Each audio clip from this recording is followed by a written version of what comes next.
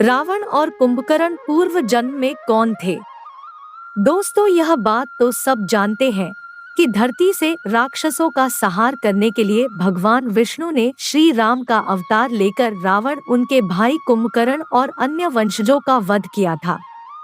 लेकिन क्या रावण और कुंभकर्ण पूर्व जन्म में भी राक्षस ही थे? अगर वे राक्षस नहीं थे तो फिर कौन थे?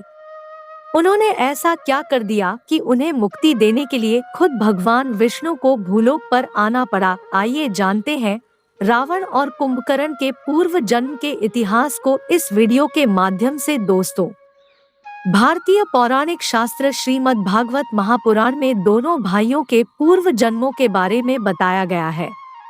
इस पुराण के मुताबिक रावण भले ही लंका में राक्षसों का राजा और कुंभकर्ण उसका भाई था, लेकिन पूर्व जन्म में वे दोनों ही राक्षस नहीं थे।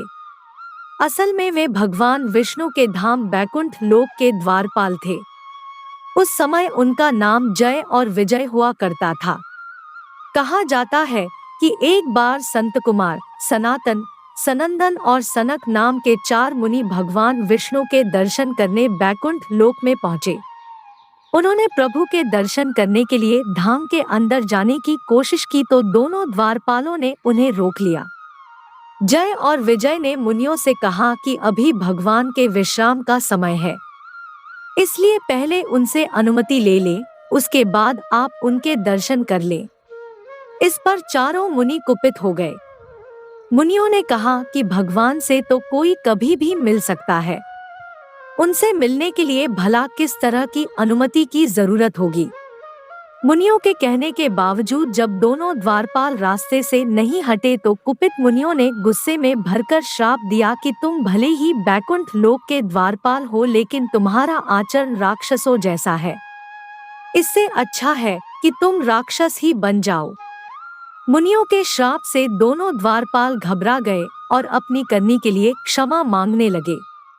उनके लगातार क्षमा मांगने से मुनियों का हृदय पिघल गया और उन्होंने कहा कि हमारा श्राप खाली नहीं जा सकता, इसलिए अब तुम्हें 3 जन्मों तक राक्षस बनकर ही रहना होगा। इन तीनों जन्मों में तुम्हें तीनों लोकों के स्वामी भगवान विष्णु ही अपने हाथों से मुक्ति देंगे। उसके बाद ही तुम इस श्राप से मुक्त हो पाओगे। इसके बाद मुनियों के श्राप से ग्रसित जय और विजय ने पहला जन्म हिरण्यकशिपु व हिरण्याक्ष के रूप में लिया।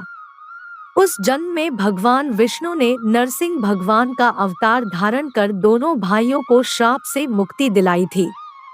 इसके बाद उन्होंने दूसरा जन्म रावण और कुंभकर्ण के रूप में लिया। इस जन्म में उनको मोक्ष प्रदान करने के लिए श्री हरि ने भगवान श्री राम के रूप में धरती पर अवतार लेकर उन्हें श्राप से मुक्ति दिलाई। इसके बाद उनका तीसरा जन्म शिशुपाल और दंतवक्र के हुआ।